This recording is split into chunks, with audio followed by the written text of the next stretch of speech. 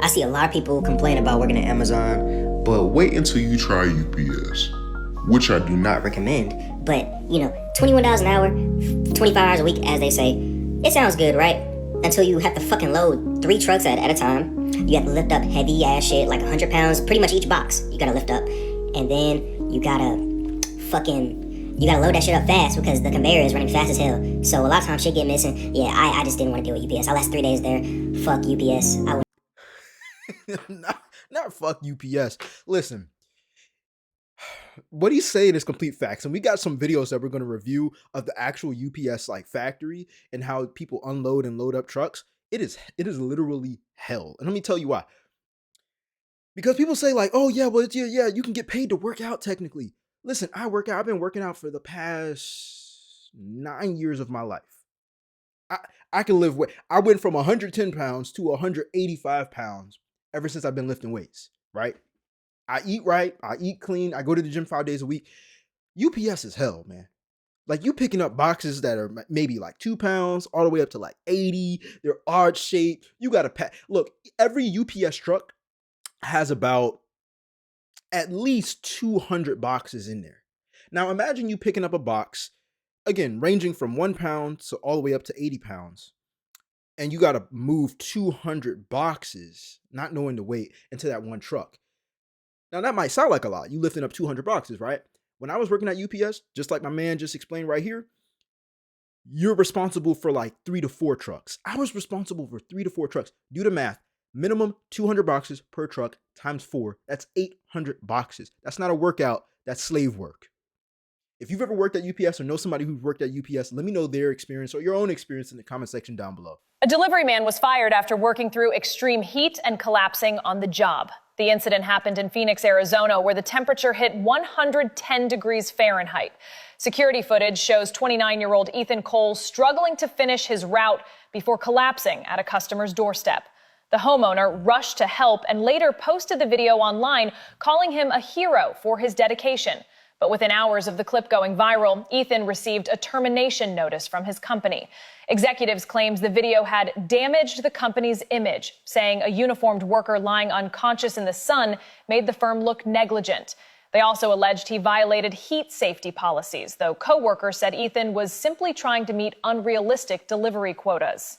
He didn't stop because he was scared of losing hours, one colleague said. Ironically, that fear cost him his job. The video now has millions of views, sparking outrage across social media. Users say the company punished effort instead of protecting lives. Yeah, I say fuck UPS, honestly. Bro, if you passing out from your job, obviously you working too hard. And yeah, they do have regulations. Drink your water, make sure you stretch, do that, and the third. But it's still hell. Again, I told y'all, I've been working out for 9 years. Like I remember my first 2 weeks working there, my body was so my body has never been in that much pain.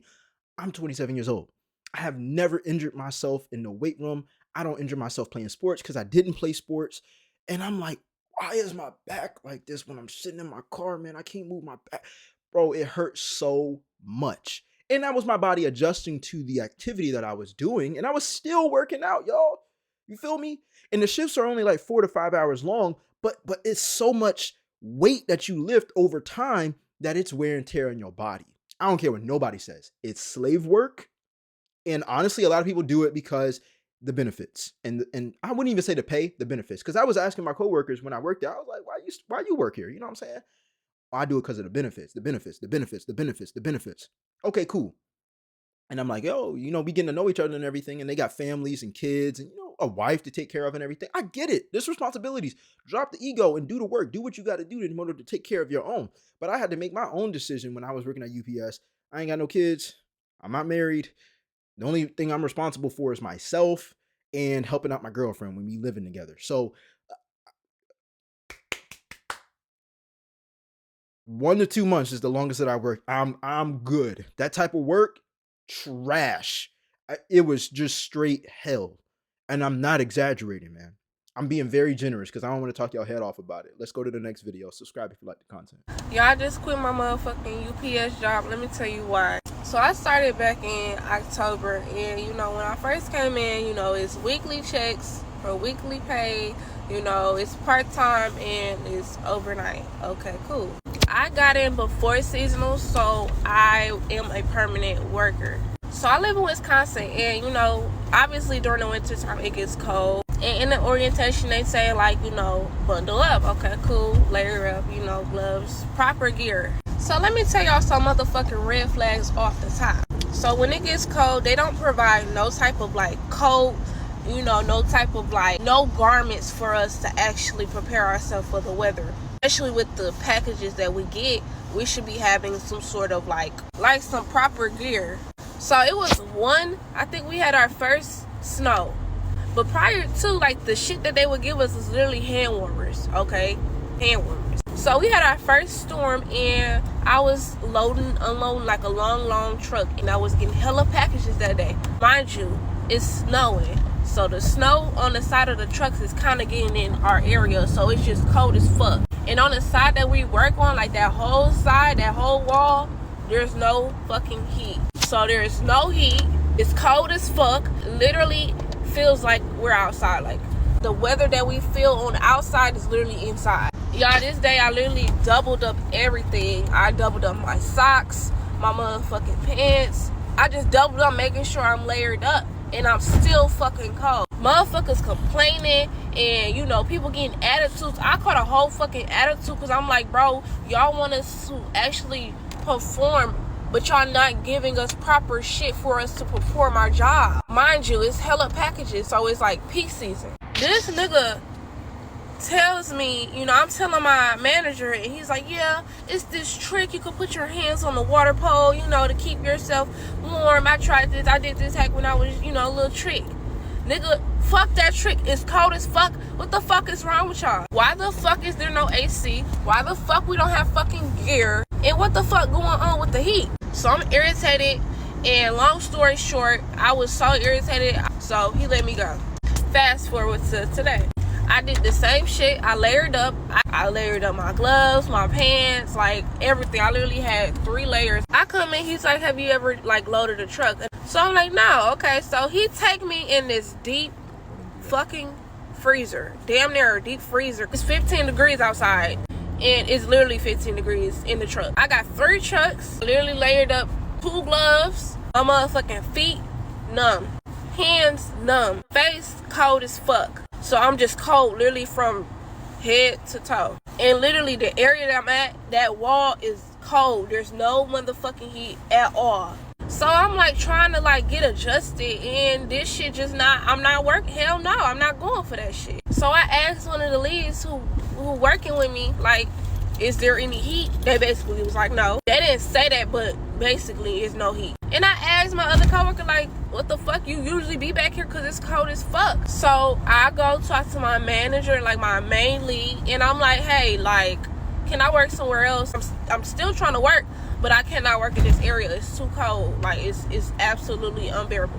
He like, oh, let me see what I can do, you know, I'll get back to you. So I go back to, you know, where I was. No, actually, I went to get some hot ass water to make my body, like, to heat my body back up. And I warm myself back up, and I try to go back to where I was. Literally that whole time, I'm like, bro, I cannot stay here. I'm not doing this shit. We don't get paid enough for this bullshit. It's not worth it. So I'm just in my head like, bro, I'm getting the fuck up out of here. So as soon as I came to that realization, I walked out.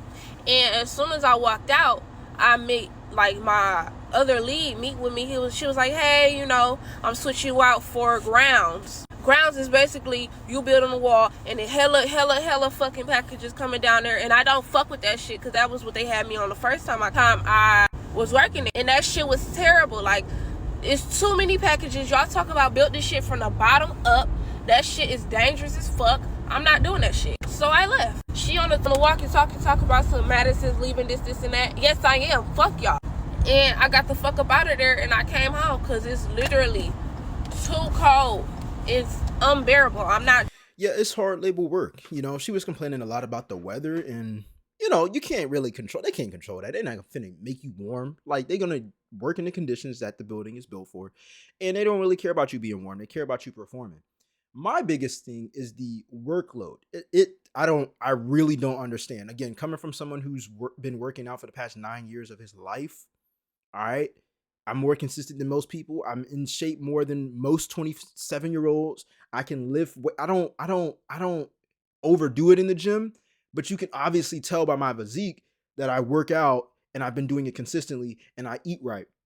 I remember myself, I was working there and one of my managers was talking about, hey man, you need to speed it up. Now, me, I'm gonna lift correctly. One thing I'm not gonna do is trying to be out here trying to show off, be Superman or be some type of macho man in the gym. I really don't care. I be seeing people do that all the time, ego lifting, grunting and growling and yelling and stuff. I'm good. I'm gonna look better than you, and I'm still not gonna make as much noise.